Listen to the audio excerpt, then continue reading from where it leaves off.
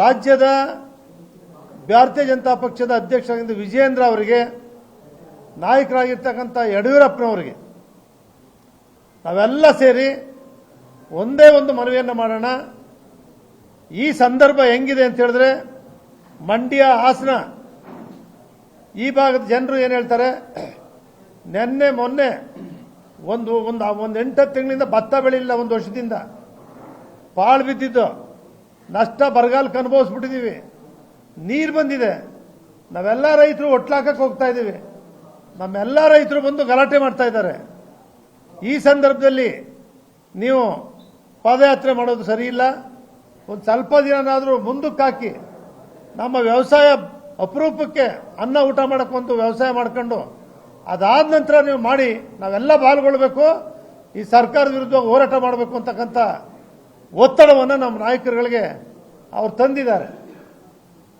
ಇವತ್ತಿನ ದಿನ ಇದ್ರ ಜೊತೆಯಲ್ಲೇ ಏನಾಗಿದೆ, ನಾವೇನು ಬಿಡದಿಯಿಂದ ಪ್ರಾರಂಭ ಮಾಡ್ತೀವಿ, ಅದು ರಾಮನಗರ, ಚನ್ನಪಟ್ಟಣ, ಮಂಡ್ಯ, ಮದ್ದೂರು, ಶ್ರೀರಂಗಪಟ್ಟಣ, ಮೈಸೂರು ಈ ಭಾಗದಲ್ಲಿ ಅವರೆಲ್ಲರೂ ಕೂಡ ಏನು ಭಾರತೀಯ ಜನತಾ ಪಕ್ಷದ ನಾಯಕರು ವಿಜಯೇಂದ್ರ ಅವರು, ಯಡಿಯೂರಪ್ಪನವರು ಏನು ಬರ್ತಾರೆ, ರಾಷ್ಟ್ರಾಧ್ಯಕ್ಷರಿಗೆ ನಡೀಲಿಕ್ಕಾಗೋದಿಲ್ಲ, ಕುಮಾರಣ್ಣ ಇರಲೇಬೇಕು,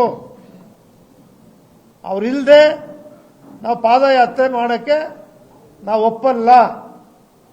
ನಮ್ಮ ಈ ಪಾದಯಾತ್ರೆಯಲ್ಲಿ ಕುಮಾರಣ್ಣವರು ಅವ್ರ ಜೊತೆ ಲೀಡರ್ಶಿಪ್ ವಹಿಸ್ಕೊಂಡು ಪಾದಯಾತ್ರೆಯಲ್ಲಿ ಬರಬೇಕು, ಅಲ್ಲಲ್ಲಿ ಸಭೆಗಳಲ್ಲಿ ಬಂದು ಭಾಗವಹಿಸಲಿ, ಉದ್ದಕ್ಕೂ ನಡೆಯೋಕ್ಕಾಗದೇ ಇದ್ರೂ ಪರವಾಗಿಲ್ಲ, ಆಯಾ ಕೇಂದ್ರಗಳಲ್ಲಿ ಸರ್ಕಲ್ಗಳಲ್ಲಿ ಬಂದು ಅವ್ರು ಮಾತಾಡಿ ಹೋಗಬೇಕು. ಇಲ್ಲದೇ ಇದ್ರೆ ಈ ಪಾದಯಾತ್ರೆಯನ್ನು ನಮ್ಮ ಭಾಗದಲ್ಲಿ ನೀವು ಮಾಡೋಕ್ಕಾಗಲ್ಲ ಅಂತಕ್ಕಂಥದ್ದನ್ನ ನಮ್ಮಗಳಿಗೆ, ನಮ್ಮ ನಾಯಕರುಗಳಿಗೆ, ನಮ್ಮ ರೈತರುಗಳು, ಜನಗಳು, ಸಾಮಾನ್ಯ ಜನರು ಎಲ್ಲರೂ ಕೂಡ, ಇನ್ಕ್ಲೂಡಿಂಗ್ ಮಹಿಳೆಯರಾದಿಯಾಗಿ ಎಲ್ಲರೂ ಕೂಡ ಹೇಳಿದ್ದಾರೆ, ಇನ್ಕ್ಲೂಡಿಂಗ್ ಭಾರತೀಯ ಜನತಾ ಪಕ್ಷ, JDS ಪಕ್ಷದವರು ಎಲ್ಲರೂ ಕೂಡ ಮಾತನ್ನು ಹೇಳ್ತಿದ್ದಾರೆ. ಈ ಒಂದು ಸಂದರ್ಭ ಏನಾಗಿದೆ, ನಾವು ಮಾತಾಡಿದ್ವಿ ಕುಮಾರಣ್ಣ ಇಲ್ಲದೆ ಆಗಲ್ಲ ಅಂತೇಳಿ, ಇಲ್ಲ ನಾನು ಒಂದು ದಿವಸ ಬಂದು ಉದ್ಘಾಟನೆ ಮಾಡ್ಬಿಟ್ಟು ಹೋಗ್ಲಿಕ್ಕೆ ಆಯ್ತದೆ ಅಂತ ಹೇಳಿದ್ರು. ಇಲ್ಲ ಹಂಗಾಗಲ್ಲ, ನೀವು ಬರದೇ ಇದ್ರೆ ನಮ್ಮ ಭಾಗಕ್ಕೆ ಪಾದಯಾತ್ರೆ ಖಂಡಿತ ಬೇಡ. ಇವತ್ತೇನು BJP JDS ಪಕ್ಷ ಒಟ್ಟಾಗಿದ್ದೀವಿ, ನೀವು ವಿಜಯೇಂದ್ರ ಅವರು ಯಡಿಯೂರಪ್ಪನವ್ರು ನಡೆಯೋಕ್ಕಾಗದೇ ಇದ್ರೆ ನಾವು ಸರ್ಕಲಲ್ಲಿ ಯಡಿಯೂರಪ್ಪನವರು ನೀವು ಕಾರಲ್ಲಿ ಬಂದು ಸರ್ಕಲಲ್ಲಿ ಭಾಷಣ ಮಾಡಿ. ನೀವಿಲ್ಲದೆ, ಕುಮಾರಣ್ಣ ನಾಯಕತ್ವ ಇಲ್ಲದೆ, ಕುಮಾರಣ್ಣವ್ರು ಬರದೆ ಪಾದಯಾತ್ರೆಯಲ್ಲಿ ಖಂಡಿತ ನಾವು ಸಕ್ಸಸ್ ಆಗಲ್ಲ, ನಾವು ಬರಲ್ಲ ಅಂತಕ್ಕಂಥದ್ದನ್ನ ಕಠಿಣವಾಗಿ ಅವರು ಹೇಳಿದ್ದಾರೆ. ಅದಕ್ಕೋಸ್ಕರ ನಮ್ಮೆಲ್ಲ ಕೋರ್ ಕಮಿಟಿಯಲ್ಲಿ ಒಂದು ತೀರ್ಮಾನವನ್ನು ಮಾಡಿದ್ದೇವೆ.